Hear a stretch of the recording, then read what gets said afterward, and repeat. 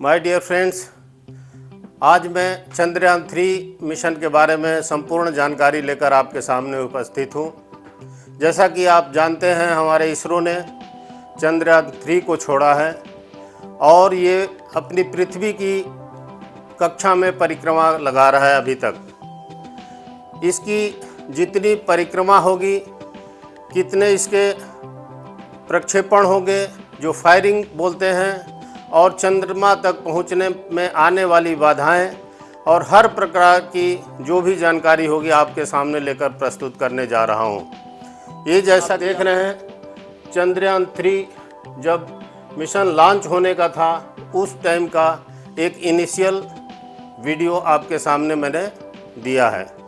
इसके बाद ऊपर जाने के बाद पृथ्वी की कक्षा में किस किस गति से परिक्रमा करेगा, कितनी ऊंचाई पर होगा, ये सारा जानकारी आपको देने की कोशिश करूंगा।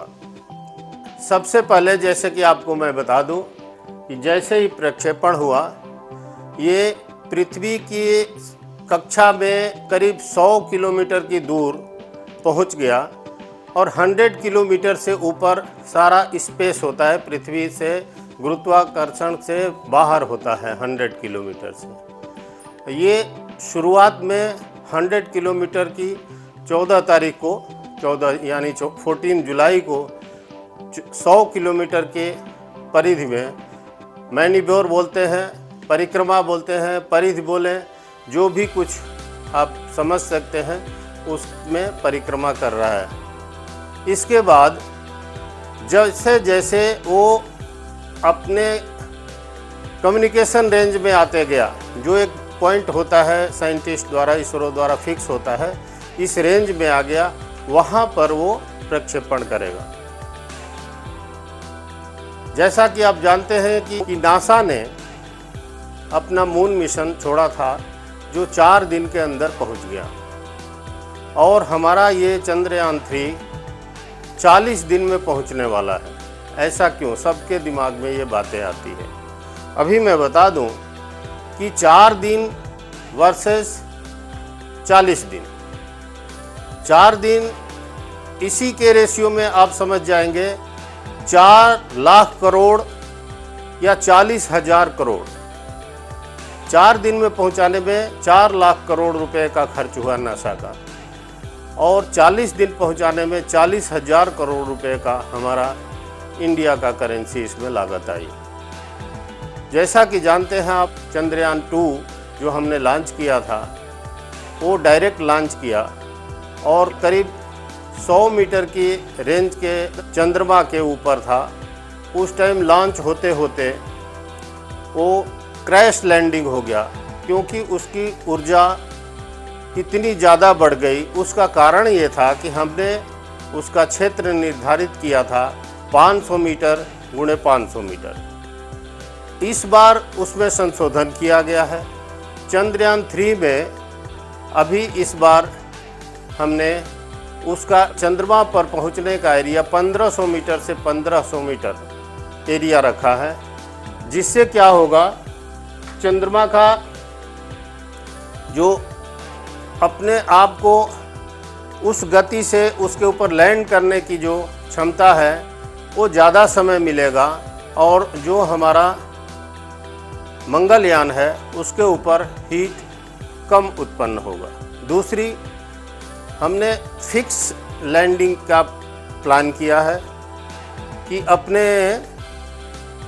जिस जगह पर उतरना है वहीं पर उतरे, और हमारा सबसे मेन मोटो है कि चंद्रमा के दक्षिणी ध्रुव पर, वहीं पर लैंड करना है, जहां पर बहुत अपार चीज़ों के प्राप्त होने की संभावना है। अब मैं बताता हूं कि चंद्रयान-3 शुरुआत के 14 तारीख को 100 किलोमीटर इंटू 100 किलोमीटर के ऑर्बिट में परिक्रमा लगाया। इसके बाद आगे का चित्र मैं आपको चित्र के साथ आपको बताने की कोशिश करूंगा। जैसा कि आप देख पा रहे हैं चित्र के अनुसार, 15 जुलाई को पहला ऑर्बिट परिक्रमा पूरा किया, यानी फर्स्ट ऑर्बिट। 100 किलोमीटर का जो हमने परिधि रखा है उसका 15 तारीख को पहला ऑर्बिट इसने पूरा किया। अब इसी को हम चमत्कार समझें या इसरो का अपना रिसर्च समझें। इसके बाद ये 17 जुलाई को अपनी दूसरी मैनीबोर जिसको बोलते हैं परिक्रमा इसने पूरी की चंद्रयान 3 ने। 18 जुलाई को तीसरी परिक्रमा पूरी की और 20 जुलाई को चौथी परिक्रमा पूरी की। इस तरह से ये अंडाकार शेप में परिक्रमा पूरी करते करते, जैसे ये सबसे दूर वाला हिस्सा है, ये परिक्रमा का जो लाइन दिखी है ये सबसे दूर वाला हिस्सा है। पहला 100 मीटर, दूसरा इसके 200 इंटू 268 बढ़ते गया और यहाँ तक कि ये 5वां ऑर्बिट जो 25 जुलाई को उसने पूरा किया, ये अभी चंद्रमा का रेंज है करीब करीब 51,000 किलोमीटर पर आवर और ये दूरी भी पृथ्वी से 51,000 किलोमीटर हो चुकी है। अब ये परिक्रमा 25 जुलाई के बाद, ये छठी परिक्रमा के बाद ये लास्ट प्रक्षेपण 1 अगस्त को यहाँ पर फायर करेगा, जो मैं आगे के चित्र में दिखाने की कोशिश कर रहा हूँ। दोस्तों, ये जो आप देख रहे हैं ये पृथ्वी है और यहाँ से ये जैसे फर्स्ट ऑर्बिट, सेकंड ऑर्बिट, हर एक में अंडाकार दूरी पृथ्वी के अपोजिट दिशा में बढ़ती जा रही है और ये इंजेक्शन ऑर्बिट यहाँ पर फायरिंग होती है। ये जो जगह है ये थोड़ा बहुत फिक्स है, 100 से 200 किलोमीटर की एरिया में ये रहता है, जो हमारा इंडिया से कम्युनिकेशन रेंज में यहाँ आता है। यहाँ पर हम थोड़ा सा थ्रस्ट देते हैं, धक्का देते हैं और इसमें कम से कम फ्यूल लगता है, कम से कम खर्च लगता है। और जैसा कि आप जानते हैं कि जो स्पेस में Newton first law of motion आपने पढ़ा होगा कि जो वस्तु जिस अवस्था में है हमेशा उसी अवस्था में पड़ी रहेगी जब तक कि उसके ऊपर बाह्य बल न लगाया जाए। इसी तरह से ये चंद्रयान मिशन जो है ये पूरा परिक्रमा करते रहेगा, क्योंकि जो थ्रस्ट एक बार आपने दे दिया उसी एंगल में परिक्रमा करेगा, यहाँ पर कोई फ्यूल देने की कोई ज़रूरत नहीं पड़ती।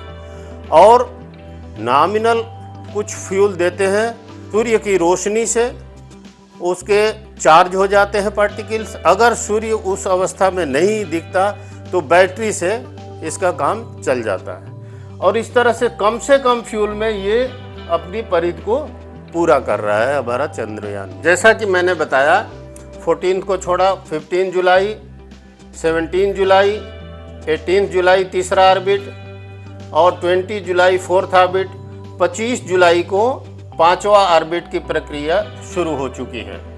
अब ये 1 अगस्त को जो वो प्रक्षेपण होगा जहाँ पर हमने दिखाया था पृथ्वी के उस इंजेक्शन पॉइंट को, वहाँ से जो थ्रस्ट देगा, कोई धक्का देगा, एक तरह से मोटी भाषा में समझ लीजिए धक्का देगा, ये चंद्रमा की तरफ 1 अगस्त को बढ़ना शुरू हो जाएगा। और आपको पता है कि चंद्रमा की दूरी 3,84,000 किलोमीटर है। उस 51,000 किलोमीटर के हिसाब से हमारा परिक्रमा लगा रहा है चंद्रयान 3। अभी मैं आपको एक खास जानकारी देने के लिए जा रहा हूँ कि जिसको चमत्कार बोलें या हमारा तपस्या, इसरो का पूजा पाठ, हम लोगों का आशीर्वाद, हम लोगों की तपस्या, ये मैनीब्योर परिक्रमा को पूरी करने में बहुत सी बाधाएं आती हैं।